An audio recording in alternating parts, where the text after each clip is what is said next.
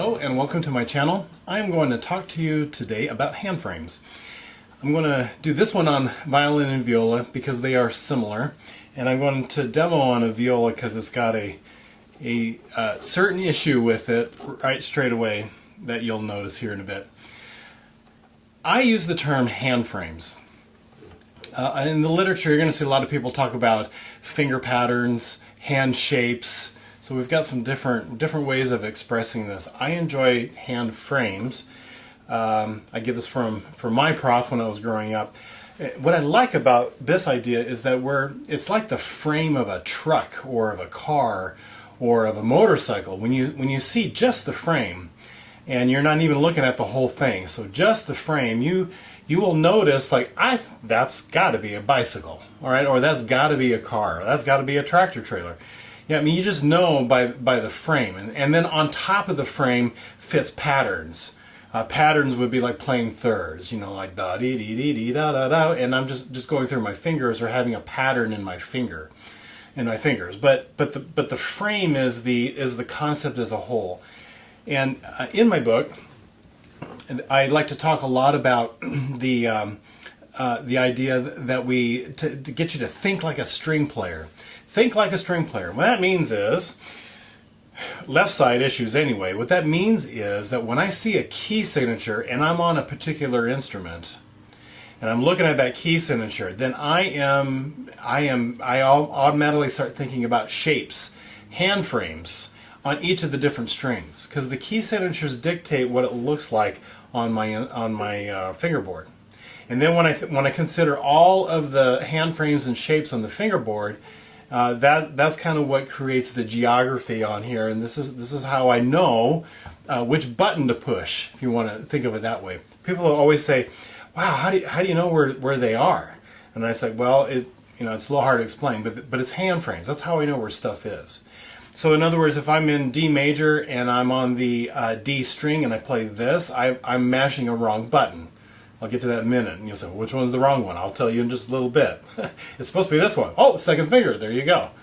Right? It's like playing a wrong key on the piano or hitting the wrong button on a clarinet.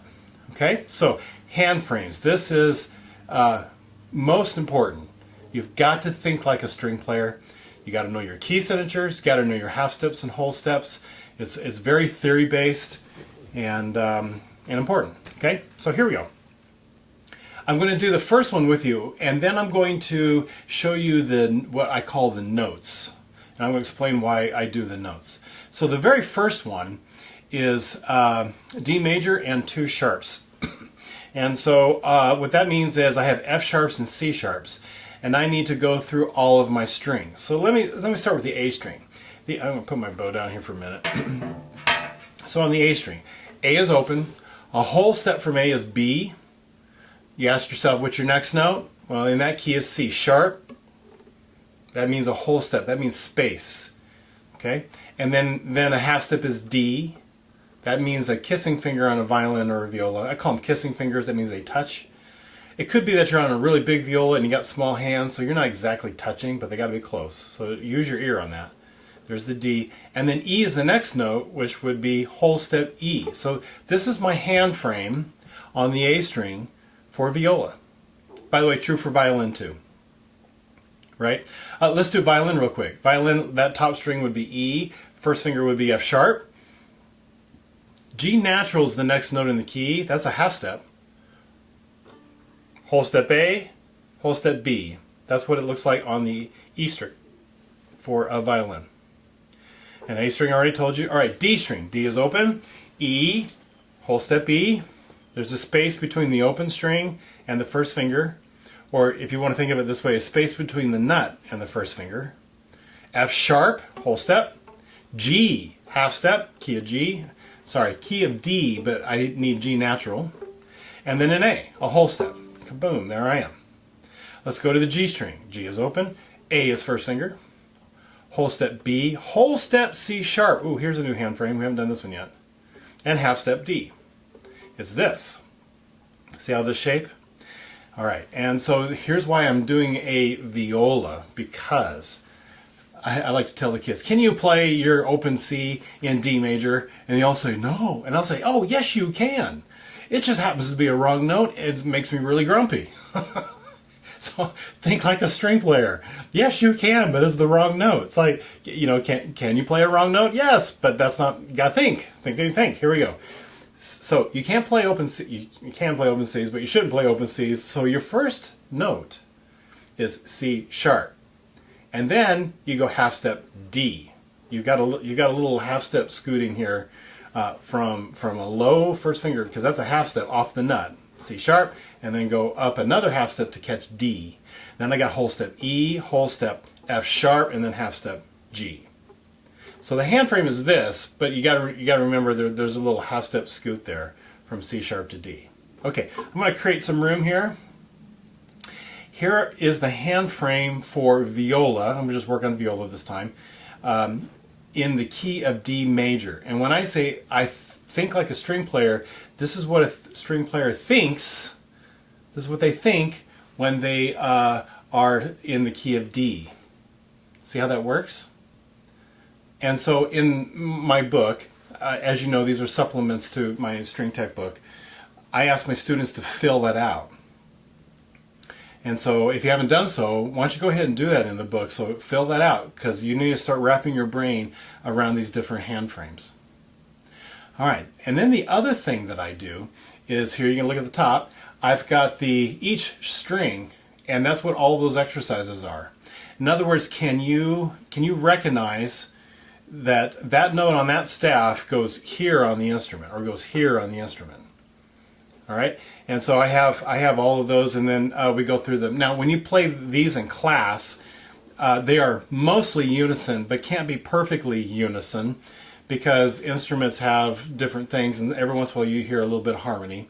Especially because, like the bass has an open string, and only two fingers they can use in one position, and it's a little bit crazy. So they have to like repeat a note while another instrument plays a different note. So there's a little bit of harmony, but the point is not so much to be exactly with the class. The point is, when you see these notes in this key, do you think these hand frames?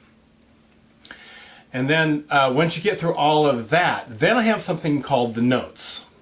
All right, so here we go. There's the notes. Check that out. And scales are important, and we all learn scales, and I have scales in the book too. But the truth is, a scale doesn't show me that you know your fingerboard, that you know all of these hand frames for your fingerboard. Just as an example, so if you said D major, it's this. That's my hand frame on the D string and the A string. Okay? Okay, cool.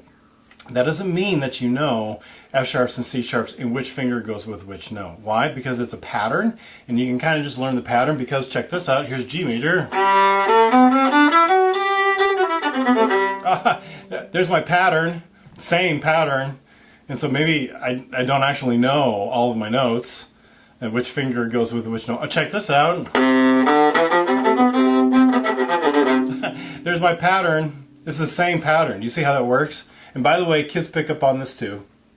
I actually talk to them about it, but I also make sure that they know, and I do that through all of these hand frame worksheets. But you see how that works? So just to have you play a scale does not necessarily help me know that you know all of your hand frames in that key on the instrument. All right, so again, I picked viola for a reason, so we're going to do D major. And the viola and the cello start this in my class because they have the lowest. It's not the lowest sounding string, but it is the C is the lowest, the open Cs. But they don't do open Cs, actually. They do C sharp. That's the first note. Then the next note is D. And then E, the basses kick in on their open E. And then F sharp. And then G. I like fourth fingers ascending on the violins and violas. Fourth fingers ascending. Okay, so that's G, same as my open G. So now I got to play a first finger. A, B, C sharp, D. What's really cool is on the bottom two strings it's this.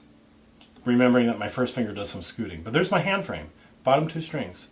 That was a D, this first finger E, F sharp, G, A, there, it changed. My hand frame changed. Because I had G naturals on the D string, and then B, C sharp, D. Now I know your ear wants to stop here, but I want to know that you know that E is a whole step away. So what's cool about this hand frame on the viola, bottom 2 strings, top 2 strings. So yeah, you can learn patterns, but I want you to know why. That third finger does the gymnastics. But there's only basically two hand frames for the key of D for the viola. And so my class goes through this. And then when they come down, get into it here. Here's the E, D, C sharp. You can play an open A, G, right, C sharp, 2 whole steps, B, G, F sharp. And I know it's a little hard to start on to end something on the leading tone because your ear wants to do that. But I want to know that you scoot between those, okay? So I get that that's a little bit weird. Makes sense. All right, so I call them the notes. And in my class anyway, we start with half notes. And we go through all of the instruments. And by the way, I forgot to say that when we get to G, the fiddles kick in on G because that's their open string. And then when you are done with E on the viola, the violins keep going because they have an E string. So then they have F sharp, G, A, and B. So I already showed you that hand frame. So that's what they do there. And then they come down, and then when they hit E, the violas kick in on E, D, C, B, okay? So the notes. Super important to understand hand frames. Every key changes, obviously. So fill out those that particular fingerboard. Fill out the strings, how it lays flat. This is what it looks like on each of the strings. And it'll help you start to think like a string player, okay? All right, I'll see you at the next video.